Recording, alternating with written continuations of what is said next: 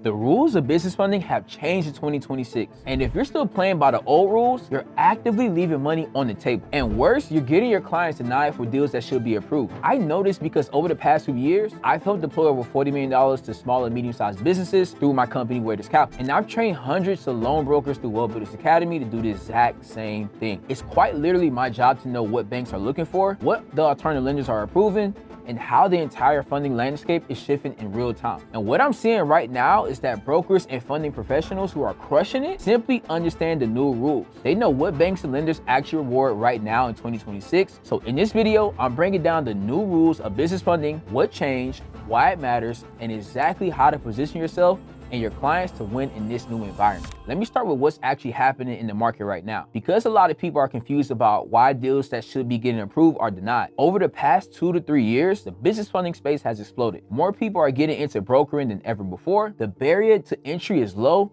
The income potential is high. Social media has made it easy for anyone to learn the basics. But here's the problem. Banks and lenders are now being flooded with applications. The volume of submissions have gone through the roof, and lenders have responded by tightening their underwriting criteria. What worked in 2024 and 2025 does not work in 2026. The banks have moved the goalposts. And here's the frustrating part. Most brokers don't know why the goalpost has been moved. They're still following old frameworks, submitting deals the same way, targeting the same banks in the same order, qualifying clients with outdated criteria, and then wondering why they're getting denied on files that look perfectly clean on the surface. I want to be crystal clear about something. Business funding is not dead. The opportunity is still massive. We're still deploying millions of dollars every single month at Where's Capital, but the rules have changed. And if you don't adapt, you're going to keep leaving money on the table. So let's talk about the new rules.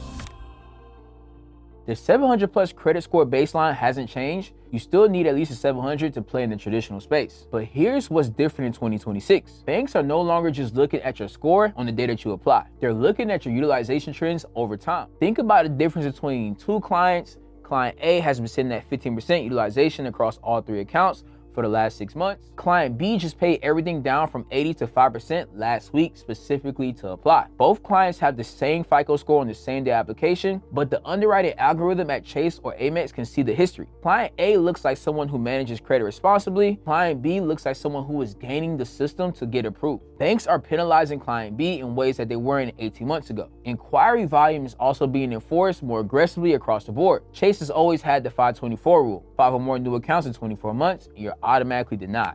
No exception. Capital One is at 2.6. 2 or more new accounts in the last 6 months triggers a denial. Amex is now at the 290. 2 or more applications within 90 days and you're getting denied. What this means for you as a broker is that the pre-qualification has to go deeper than ever before. Before you submit an application, you need a full profile analysis. Inquiry count across the last 6, 12, 24 months, utilization trends, not just current utilization, average age of accounts, any recent late payments with derogatory marks. And based on that analysis, you need to map out which banks to hit in what order and based on what specific client's bureau profile, not a generic sequence. A custom sequence built for that client. I had a client come to me recently with a 740 credit score, looked perfect on the surface, but when I pulled the full profile, he had 7 inquiries in the last week from trying to get funding on his own.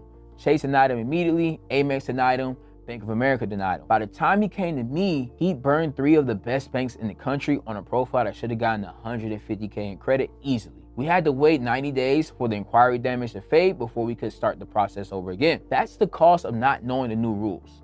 The banks won't tell you this, but they'll literally pay you for helping small businesses get money. Most people never hear about this industry, yet it quietly pays out 5-figure commissions every single month. In my free course, I show you step-by-step how to start your own business funding company, even if you never owned a business before. You'll see exactly how my students are earning $10,000, $20,000, even $40,000 a month, helping business owners get the capital they need. Click the link below to watch the free course and get the full blueprint to start your own funding company today.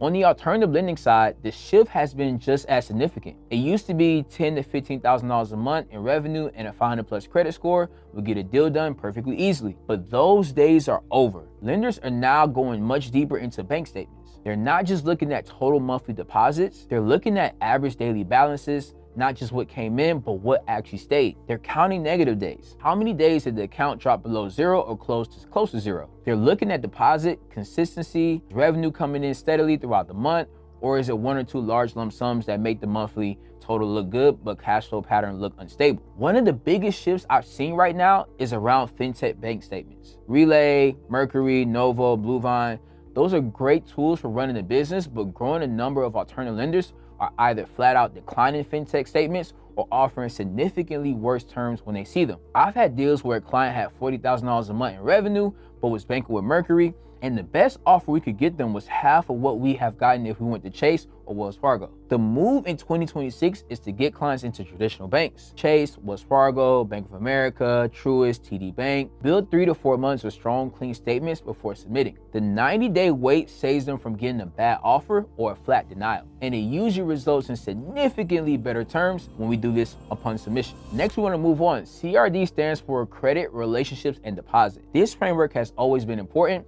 but in 2026, it becomes the absolute standard for how we approach every single deal. Credit we've already covered: clean profile, managed utilization, controlled inquiries, and strategic sequencing. Relationships are where most brokers are leaving the most money on the table. Banks want to see existing relationships. If a client already has a checking account, a savings account, or even a small credit card with a particular bank, that bank's algorithm sees them as a known trusted customer. The approval rates are higher, the credit limits are higher, the process is faster. We've seen clients get approved for $30,000 to $40,000 at banks where they had existing relationships, when the same profile at a bank with no relationship got approved for only $5,000 or declined entirely. The relationship is worth tens of thousands of dollars in approved credit. Deposits are the third piece, and this is where I see the most dramatic difference in 2026. Banks are looking at average daily balances before approving high-limit business credit cards or lines of credit. If a client applies for a $50,000 business line of credit with $200 in their business checking account, they're going to get denied or get a tiny limit. If that same client has been parking $15,000 to $20,000 in that account for the last 60 days, the algorithm sees liquidity, stability,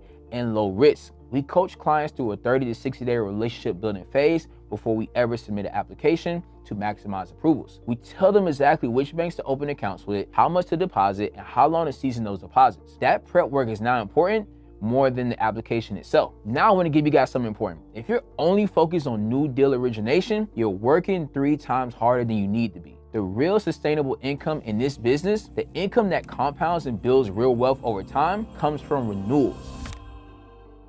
Here's how it works. When you fund a client with a merchant cash advance or revenue-based term loan, they're going to need more capital in 6 to 12 months. When they pay down 50 to 60% of their original advance, most lenders will proactively reach out and offer them a renewal. A new advance for a larger amount. When that renewal happens, you get paid again. Same commission structure, 0 acquisition costs. You didn't run a new ad, you didn't make a cold call, you didn't spend a single dollar on marketing. You just get a wire in your account because you own the client relationship. The math on this is staggering. Let's say you funded 20 alternative lending clients last year. If even half of them renew at the 6-month term, that's 10 commission checks you didn't have to earn. At an average of $3,000 to $5,000 per commission, that's anywhere from $30,000 to $50,000 in renewal income that most brokers are completely ignoring because they don't have a system to track it. The new rule is this: build a client portfolio, not just a pipeline. Track every funded client, know when they hit 50% paydown mark, set up automated reminders in your CRM, reach out proactively before the lender does. Now we gotta talk about marketing.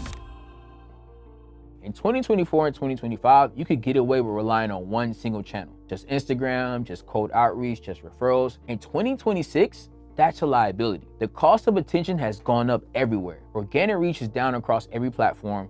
Cold email deliverability is harder. Cold calling requires higher volume to get the same results. If your entire business depends on one traffic source and that source dries up or changes its algorithm, your pipeline evaporates overnight. The brokers and funding companies that are thriving right now have 2 to 3 active channels running simultaneously. Organic content on Instagram, LinkedIn, and YouTube, educational content that positions you as an expert and generates inbound leads, referral partner networks with CPAs, business coaches, real estate agents, credit repair professionals, people who are already talking to business owners every single day and can send you warm, pre-qualified referrals in exchange for 2 to 5% referral fee, and some form of outbound running, whether that's cold calling, cold DMs, or pay ads on Meta. The referral partner strategy, what I call the people of influence model, has become one of the highest return on investments channels in 2026. A warm referral from a CPA who already trusts you closes at a completely different rate than a cold lead from an ad. The client comes in pre-sold. They already trust you because someone they trust vouched for you. And the acquisition cost is essentially 0. You only pay the referral fee after you get paid. 2 to 5% of a $100,000 funded deal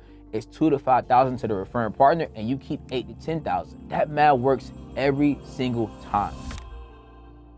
Now, we can't forget about compliance. The funding space has gotten significantly more regulatory attention over the past year. New York, California, Virginia, Utah, even Texas all have implemented disclosure laws that require brokers, lenders to provide standardized cost disclosures to business owners before closing a deal. More states are coming. The CFPB is paying closer attention to the small business lending space more than ever before. What this means for you is that the days of operating in the gray area are ending. Contracts need to be tight, disclosures need to be clear, your onboarding process needs to be documented. No more handshake deals or text message closings. If you want to build a business with real longevity, your business formation needs to be proper. LLC or corporation registered with the Secretary of State, a professional business address, not your home address, a real website, a domain email, not a Gmail. These aren't just cosmetic details. Lenders are increasingly vetting the ISO partners they work with. And if you look like an amateur, they're going to treat you like one. Here's the opportunity in all of this. Most brokers are still operating unprofessionally. They're using personal email addresses. They don't have contracts. They're making verbal agreements. Being a professional in the room is a massive competitive advantage right now. Clients will pay you more, refer more, stay loyal longer when they trust you. And trust is built on professionalism. So those are the new rules of business funding in 2026. But here's something I didn't mention at the start of the video. Knowing the rules is only half the battle, because none of this matters if you don't actually have the full system to go out and build a funding business from scratch. Find clients, close deals, and collect commissions. If you want to see the exact step-by-step blueprint for how to do that, click the video on the screen right now. I'll see you in the next one. And if you're past the learning phase and just want my team to hand you the entire system, CRM, lender, relationships, to contracts, everything, click the first link in the description to apply. I'll see you later. Peace.